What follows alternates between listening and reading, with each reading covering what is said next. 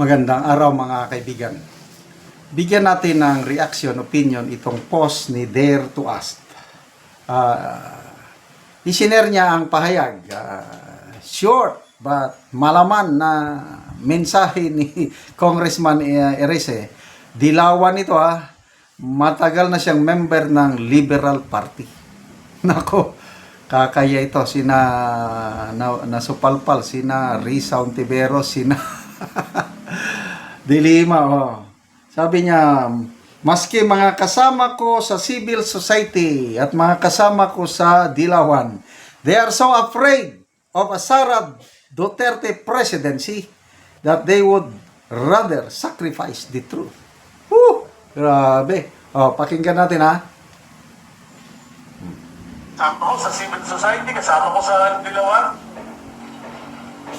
They are so afraid of a Sara presidency that they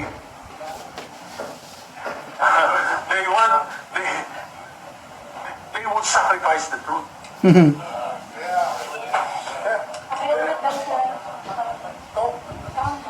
They are so afraid of a Sara presidency that they would want to sacrifice the truth. Sapa. Kasama ko sa civil society, kasama ko sa Dilawan. They are so afraid of a Sara presidency that they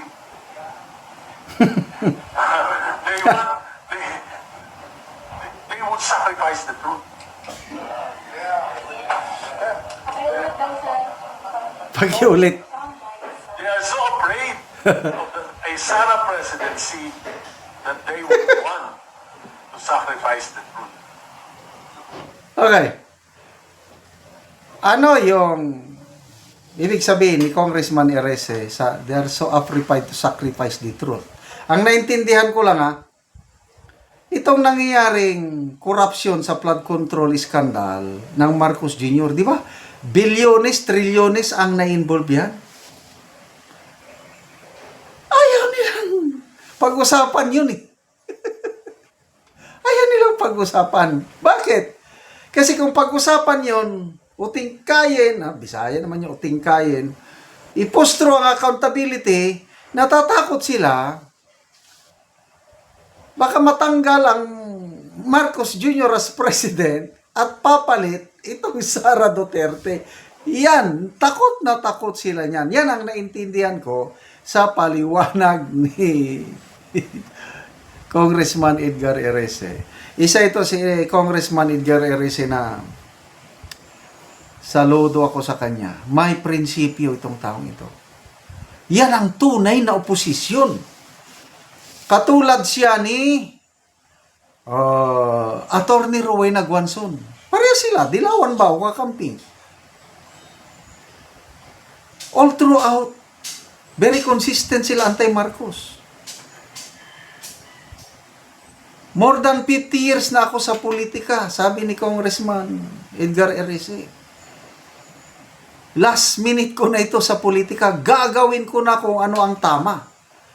May nagtanong sa kanya, will you support the impeachment of VP Sara? Hindi niya man sinabi kagad na yes or no. Sabi lang niya na, aking mga kasamahan, ang dami naming akusasyon sa amin. Kami dito sa Congress. Dito nangyari yung 3 taon na ginawa. Binalahura o chinap-chap ang budget. Kaya hindi pwedeng maging double standard, sabi niya. Bilyones ang nawawala. Nagsimula dito sa Kongreso. Tapos, ang uutingkayin mo yung ilang milyon lang na confidential funds na ang rating ng COA is unmodified opinion yung observation. Kaya in a way sinasabi niya, no, I will not support. Ganon din si Congressman Toby Chanco. Independent ito although malapit siya sa Marcos family dahil magpinsan ata ang asawa nila ng Pangulo. pinagtitiwalaan siya ng Pangulo. Kaya sabi ni Congressman, I will not support the impeachment of VP Sara. Dahil para kaming ipokrito na pananagutin mo yung isang tao na involved, napakaliit. Tapos dito, sa mga kasamahan namin, laking pera, tahimik sila. Ganon. Ay, salamat. So, sige. Anong araw ngayon? Lunes. Tahimik sila sa Committee on Justice kasi expected, baka ngayon, tatalakayin na nila sa Committee on Justice yung 3 impeachment complaint laban kay VP Sara. Huwag na tayong magtaka, no? Kasi yung chairperson ng Committee on Justice, si Congressman Loistro, all throughout pro Martin Romualdez. Dahil kay Speaker nagkaroon ng tupad, dahil kay Speaker nagkaroon ng AX, dahil kay Speaker nagkaroon ng mga ayuda. Sabi ni Attorney Guanzon, malapit niya nang sabihin, dahil kay Speaker nagkaroon ng ulan, dahil kay Speaker nagkaroon ng baha. So what do you expect from Committee of Justice Chair by Luistro? Nakikita ko na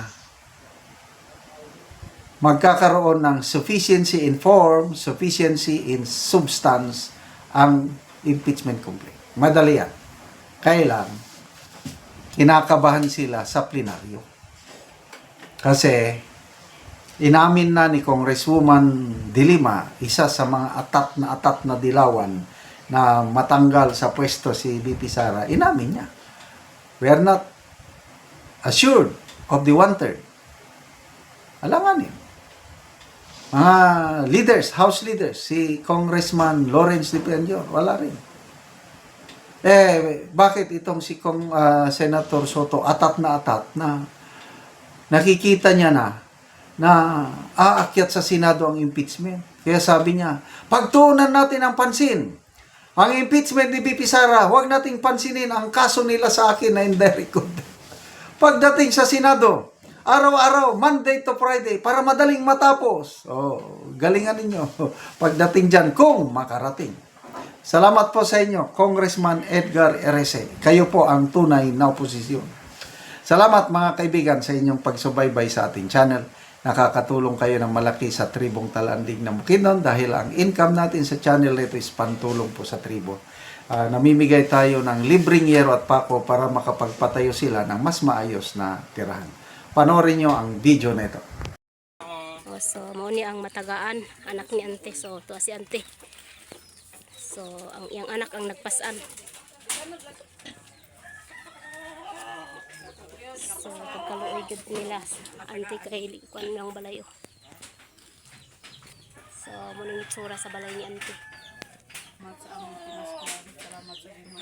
So, ante, muna imong pinaskuan. Merry Christmas! So, muna mong tabang gikan sa Ginoo. So, mo nilang kahimtang sa ilang abuhan. So, mong kahimtang nila ante. So, kung muulan, so, tuluan na gid sila. So, gipang sapahan na lang o mga linsen nga daot. Kay para kung uulan, dili sila tuluan. Ako pasalamat ang nakaabot ang panalangin diri sa ako. Ako sa di ay wala ko namatay sa sakit kay mo di ni akong gihulatan nga na ay motabang sa ako. So, pila na imong edad ante? 50 na So, na kay mga anak. na So, pila ka buk imong anak ante? 8 So, 8. So, tanan na sila ng eskwela ante. tanan. Ay. So, unsa di inyong pangunubuhian ante? Andra kanang gabuhi ra og mano. Mag-uuma lang mo. Mag-uuma ra, magdaro. Dili sad amo ang akabaw kay gihilam ra sa amo. So, nganong karon pa mailisdan ang inyong atop ante o giyero? Karon pag yun Yeah. tungod sa among kalisod. Ako na ay among kwarta kutob ra gid sa bugas nga ipalit nga tig usa ra ka gantang. So, asa da imong bana ante? Sa uma. So, nagtrabaho ang imong bana. So ante dako kayong pasalamat mo to ang among gihatag sa imuha nga atol pagyud sa Pasko ug Merry Christmas kay ante. God Salamat sa bless. Ginoo. Okay.